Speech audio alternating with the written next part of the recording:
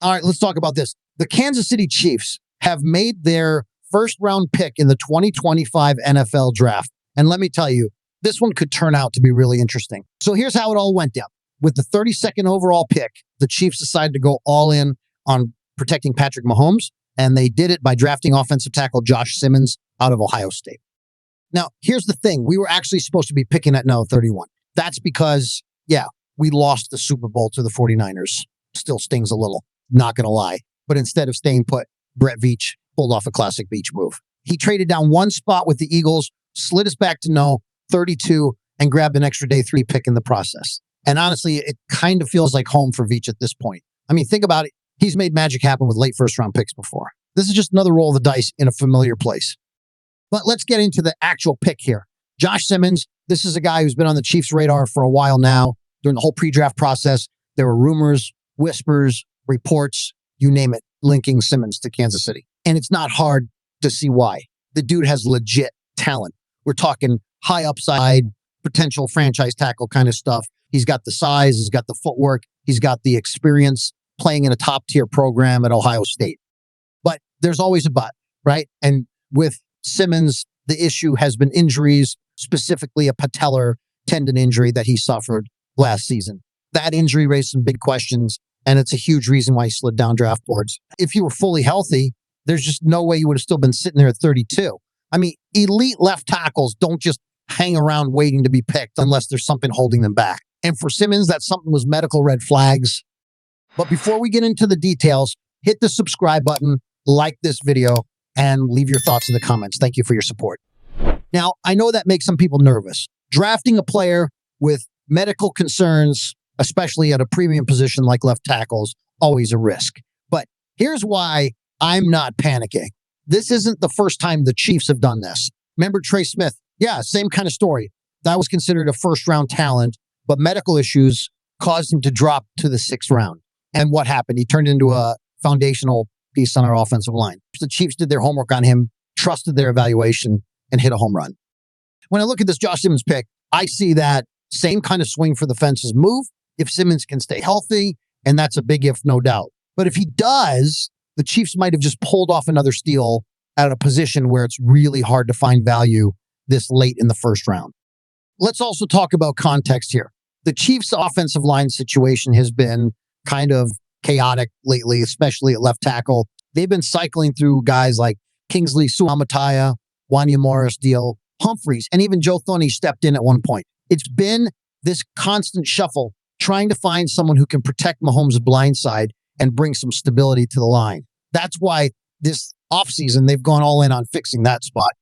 They signed Jalen Moore in free agency, and while that's a solid depth move, let's be real, he's never been a full-time starter. He spent his time backing up Trent Williams in San Francisco, and that's a great player to learn from, but Moore still has a lot to prove. He's on a short 2-year deal, and the Chiefs aren't exactly banking on him being the long-term solution. So bringing in someone like Simmons makes a lot of sense. He gives the Chiefs another shot at finding that long-term anchor at left tackle. And if it works out, you've got Mahomes protected by a young, high-ceiling lineman who can grow with him for years to come. Now, some people are pointing out that there were other tackle-needy teams who passed on Simmons. For example, the Commanders were picking just before us, and they chose Josh Connerly instead. That tells me that Kansas City really believes in their scouting department and their medical staff. They saw something in Simmons that made them confident enough to roll the dice again. And like I said earlier, they've done that before and been proven right.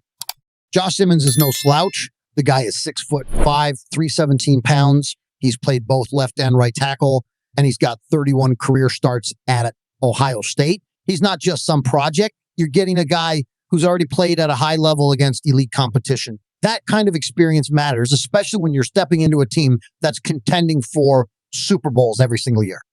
Andy Reid, the head coach of the Chiefs, spoke to the media shortly after the draft and gave a detailed explanation as to why the team felt comfortable taking a chance on Simmons despite the injury risk. And let me tell you, it's clear that they've done their homework. Read share, Josh. We felt was a phenomenal athlete. He would have been a higher pick, obviously, if he hadn't been hurt.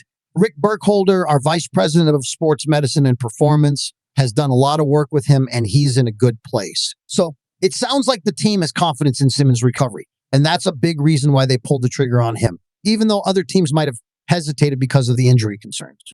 To give you a bit more insight, Simmons had a patellar tendon injury in his left knee, which is no small thing. But according to Reed, the good news is that it's healed up really well. He's been through all the necessary checks, and Reed emphasized that he's about 6 months out from the injury, which is typically the expected recovery time. So Simmons is pretty much on track, and that's why the Chiefs are optimistic about his future with the team. Right at it, we'll just see where it goes from there, whether he does a rookie minicamp or not. We'll just see once he gets here what he can do there. He's done well.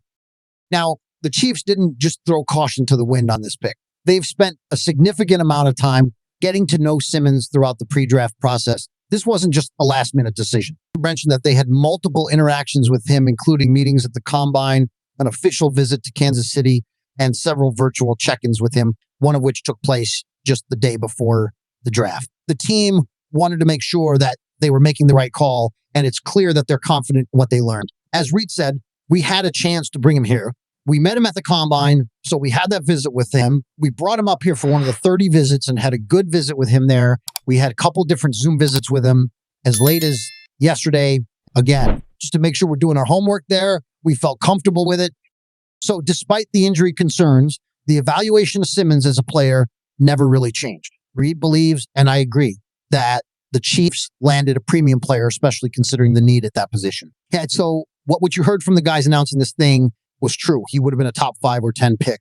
And so it's a position that we can use from good players at, in particular, at the left tackle spot when he can jump in there and do that. He's flexible where he can play any spot, but we felt like he was a true left tackle. That's a huge statement because left tackle is such a critical position. And if Simmons can live up to his potential, he could be a game changer for the Chiefs.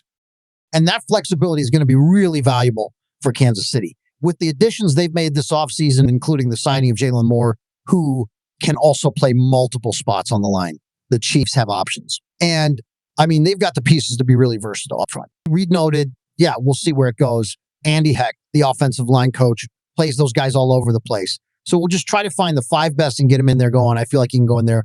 Again, the kid we picked up in free agency, Jalen Moore, can play right or left too. So we've got some flexibility there. Now, why does this all matter so much? Well, we all know that protecting Patrick Mahomes is crucial to the Chiefs' success. The Chiefs go up against some of the most dangerous pass rushers in the NFL, so having a solid offensive line is a must. Reed touched on this saying, I think he's good in the run and the pass game.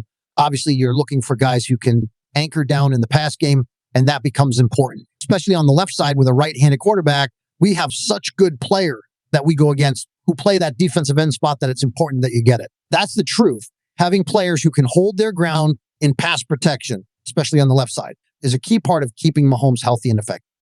In the end, this move just makes a lot of sense for the Chiefs. They're banking on Simmons being fully recovered, and they're betting that his upside, combined with his ability to play at a high level, will pay off in a big way for them. It's a risk, but it's one worth taking, especially when you're talking about a player with the kind of talent and potential that Simmons has. As Reed said, he's got the ability to anchor in the run game, the pass game, and with his flexibility, he can play in a variety of spots on the line. If he pans out, it's a huge win for Kansas City, and we could be looking at one of the key pieces of their offensive line for years to come. Thanks for watching, and see you next one.